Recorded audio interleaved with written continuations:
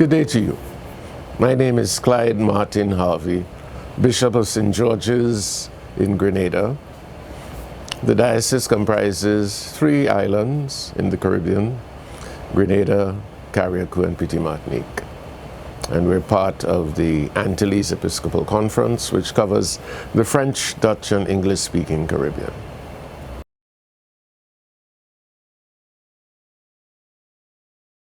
Oh, the world is changing so fast that unless you're changing with it, you're going to dry rot. But yeah, things have changed. We've seen a lot of progress in just the enthusiasm of people.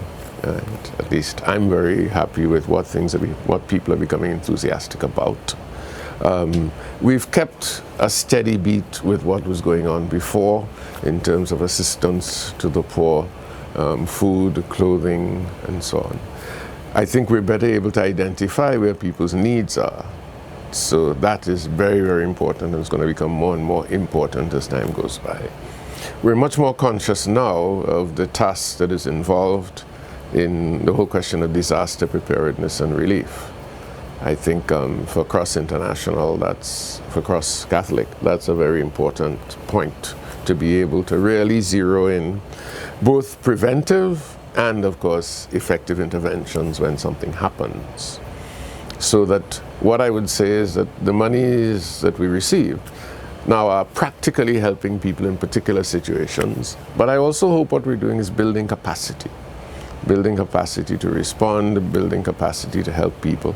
And there's something that I think is going to be very important as well, identifying the leadership and providing the training that is needed for that. Our concern with the aged and with youth remains the same. We have to do more to support the homes for senior citizens, and to make sure, I like to think of when people think of senior citizens' homes, they think of a dreary old place where a whole set of old people are sitting down and dribbling on each other. But to move that to a concept of seniors' hotels, which to some extent it's very much part of US thinking too, when you think of hotels in big cities. But it's the idea that senior citizens deserve to be treated with all the respect and the dignity that we associate with age. And that means building relationships between senior citizens and young people, because a lot of young people these days are growing up with no sense of the wider extended family. They're moving so much all over the place with their parents that they hardly see grandparents or great-grandparents. So that the church should have institutions where you make a deliberate effort to build those connections between young and old.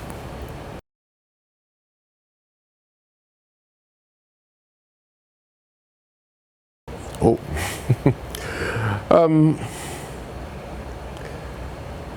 I like to think of the simple fact that at one point in time, I felt very comfortable. I wasn't aware. I didn't know a lot of things. So I just thought, okay, you have some senior homes to deal with. And then you go in and you begin to interact with people on a very human level. You visit a home and you begin to see things. Your eyes are opened, like a simple fact that you presume that people are being taken care of. And then one day you hear there's an outbreak of scabies in the home. That doesn't have to be anybody's fault in the sense that you can't fire somebody for that. But you're aware that, hey, you got to take a lot more care of people. You can't be just doing this thing because it's a job. You have to be constantly looking for ways and means to do it better. And as we become more aware of Alzheimer's and dementia and so on, as illnesses, it's not that these old people are going mad. It's not that they're possessed. They are still human beings who are struggling to be human, to maintain their dignity in situations very often where they have no control. So if that's a story, what it means to me is that what I've seen is just this deepening awareness of what it takes to help an older person live with respect. The former concept of a senior's home as a place where you just put your old people and they sit down and they look at each other morning, noon, and night, You know, sometimes they get fresh, as we say, with each other, and you smile and you say, but no, they are human beings, and the more you treat them with respect, the more you take care of them physically, the better quality of life they can have in old age. And I think all of us have to ask ourselves, what quality of life would I like to have when I grow old? And I look at the older people who are now 20 years older than I am, and I say, perhaps in treating them, I can learn how to care for myself in such a way that when I reach their age, I will be better able to cope with the challenges of life.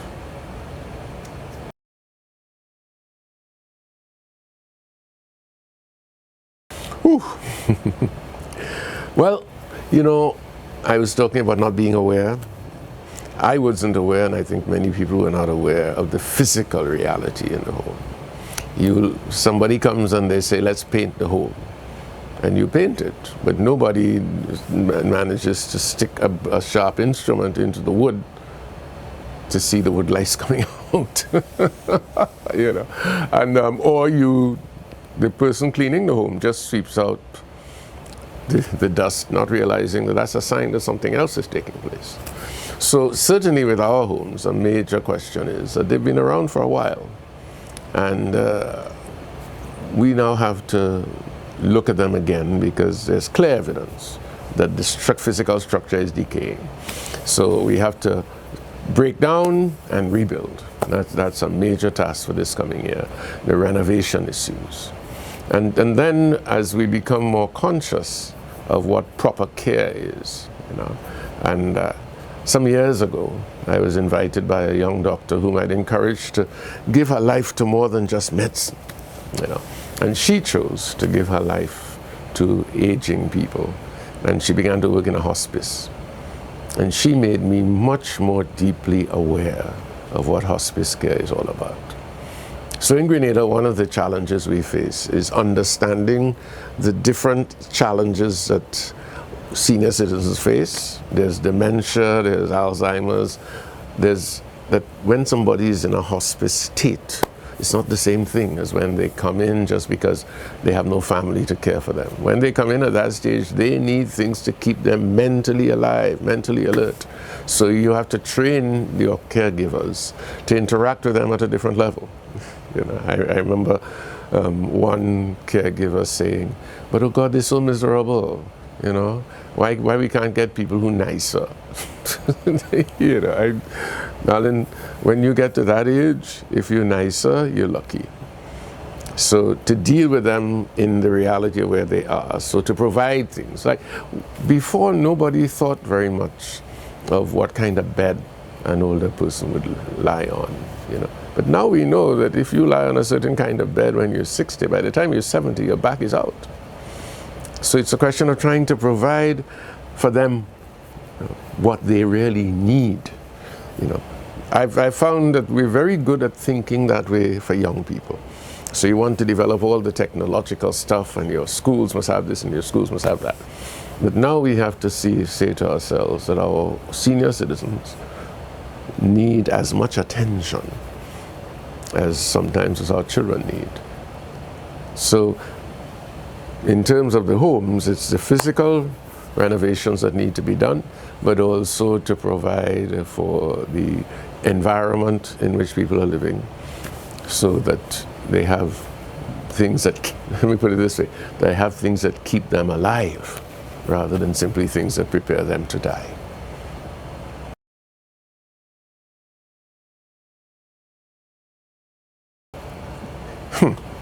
I don't want to sound triumphalistic, but what's clear to me is that there are some things, if the church didn't do it, nobody would.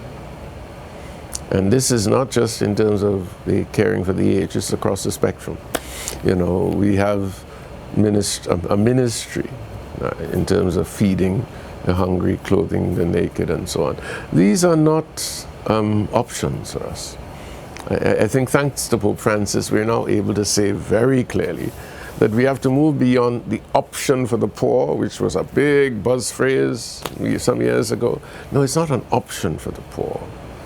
It's the Lord's command to feed the poor to clothe the naked, and so on. So if we are truly Christian, we have to do it. And while a lot of churches, the smaller churches, the newer churches, make this very much a part of their life. And I remember meeting a lady in a store the other day, and she recognized me, and she said, "Oh, you're..." And then she said to me, "You know, I'm not a Catholic. I just became..."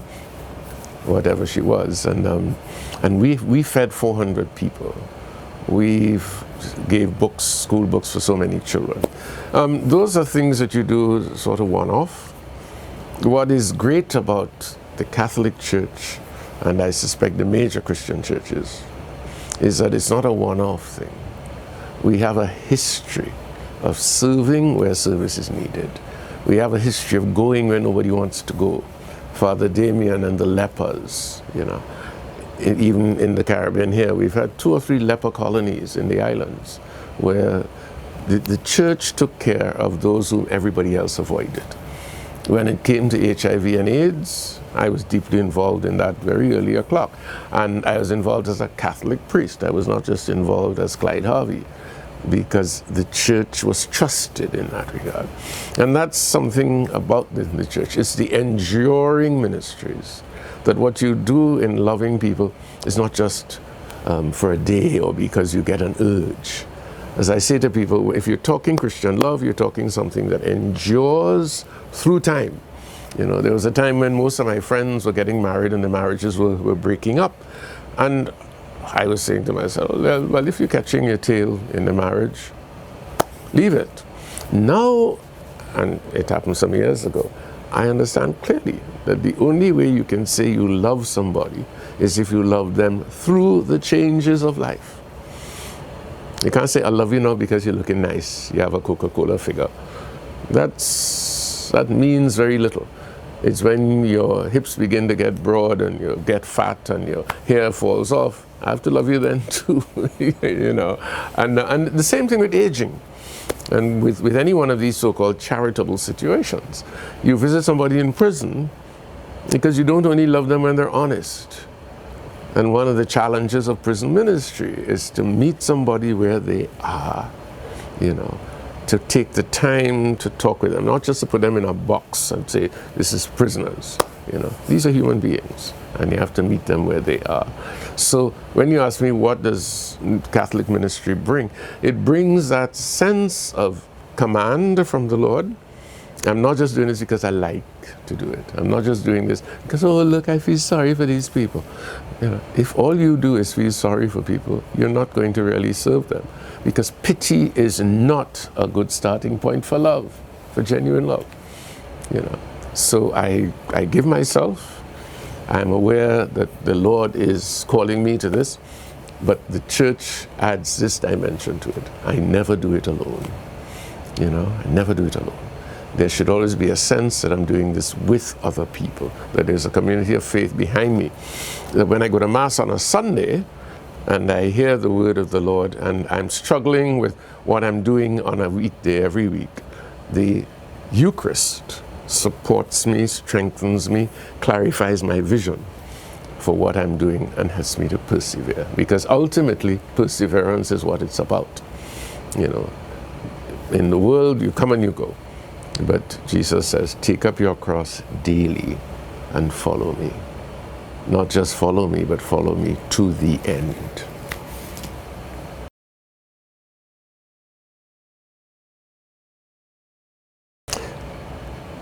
If Pope Francis is remembered for anything, he will be remembered for his effective witness that the church must be a church of the poor, for the poor. And we celebrate today the World Day of the Poor. And all of us are called to remember 2 things. First of all, that no matter what our situation in life, if we are truly Christian, we experience areas of poverty ourselves. But then we also know that there are people around us who are materially poor, sometimes emotionally poor, and that all of these people need our care and our concern. So as we celebrate World Day of the Poor this year, I want to suggest two things. First of all, to ask yourself, do you have a relationship with any genuinely poor person? With someone who demands your time, your patience, someone who perhaps drains you, but also someone who, as you communicate with them and interact with them, you learn something from them. Because any genuine love is a two-way street. So to think of that. And then, beyond your own particular connection with some poor person, to ask God to show you your own poverty. Because you can't truly love another person unless you can identify with what they are going through. And therefore, as you look out onto the world, heeding the invitation of Pope Francis, where does your poverty lie? Because we are all called to hear, blessed are the poor in spirit, for theirs is the kingdom of heaven. All of us claim heaven, but how many of us know the poverty that brings us there? To be conscious of your own poverty, even as you thank God that you can bear witness and speak to the concerns of those who are poor. So, my dear poor friends, rich poor friends and poor friends, may you have a stimulating Day of the Poor this year.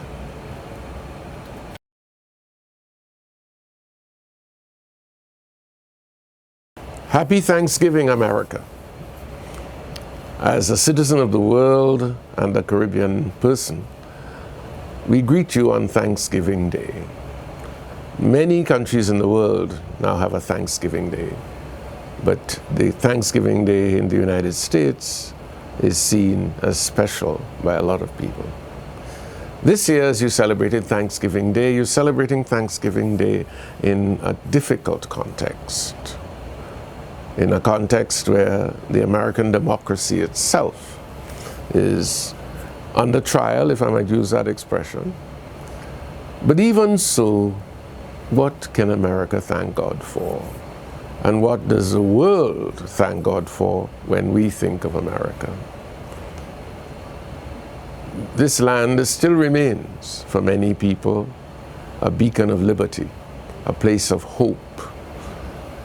More recently, I've become more aware of the fact that so many people, particularly south of your borders, don't have any of the hope that they find even in the ghettos of America.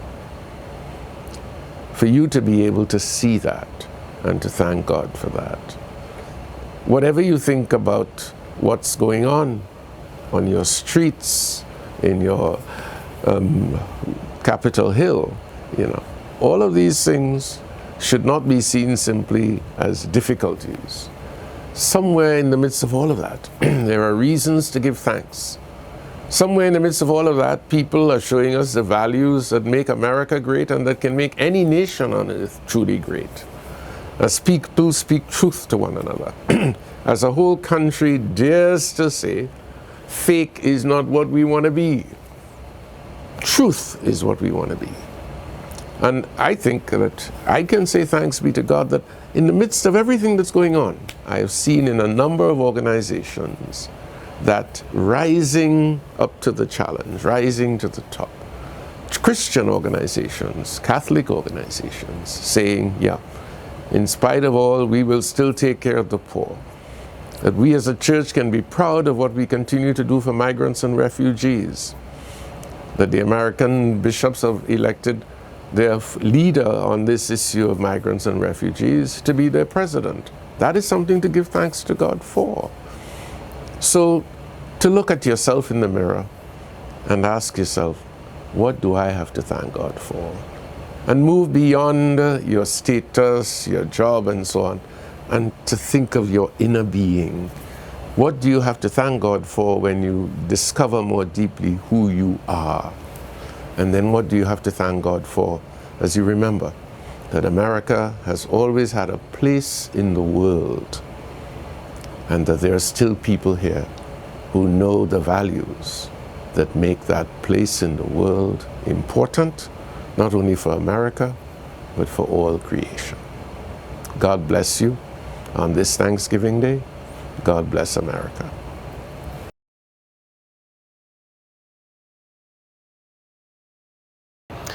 Well, my name is Francis Darius, and I'm from the Diocese of St. George in Grenada. And my role is Diocesan Coordinator of Caritas. And so we interact daily with the poor challenged in our society. Anybody, I think, can hand over something to somebody. But the difference with us is why we're doing it and how we do it. It comes with a Christ-like characteristic that we see the person not as a number, but as somebody reflecting the image of Christ.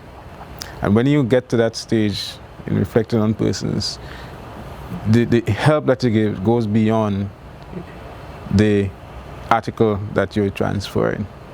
Changing lives, seeing somebody who has been damaged for quite a while, either through abuse or something, being able to receive assistance that transforms them in becoming an open, oral person, reflecting what their journey has been, and in turn touching other lives through that process.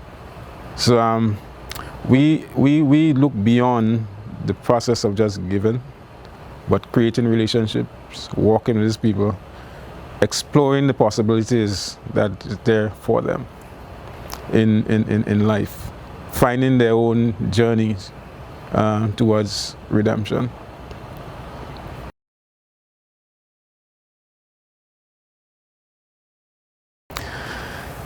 I have, in my many years, last years, in walking in this area, seen people truly transformed by this small injection into their lives. Somebody that's all basically their life they've been consumed with looking and trying to rise, but has been unable to do so. And with your small donations that we able to provide, the total life has been changed. I have been privy to working with some of those people, and one come to mind where she was consumed with caring for the 4 children she had, but she didn't have a house, a proper house. She's been moved from place to place, and that was eating her up. Today, she has a house where she can care for these kids, and the kids are performing well in school. She's now become a stalwart in our church. You know, things that was far removed from her before. So the little that you think that you give means much to someone who has great challenges.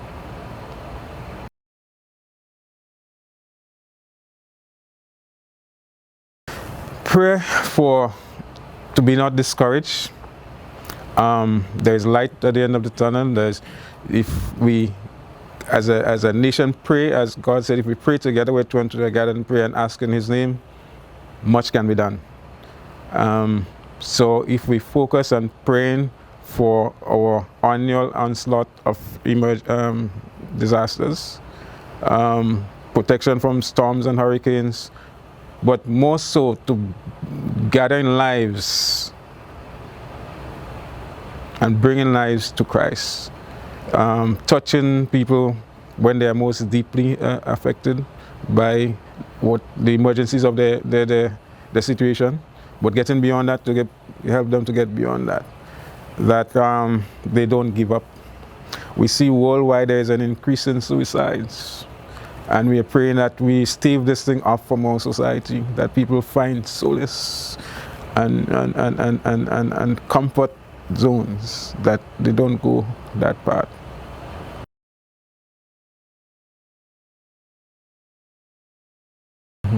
Yeah, as you say that, I'm looking through the eyes of a young guy in an orphanage at home, who when I visit would probably ask for a guitar, some form of toy, because they don't have those. This simple gesture means a lot to these kids, and I can see their faces beaming with the receipt of such a gift. Again, Grenadian population is predominantly young. So we have a lot of young persons without much of what we find comfort in here. Yeah? So being able to provide them with these simple toys means a whole heap. It's a lot.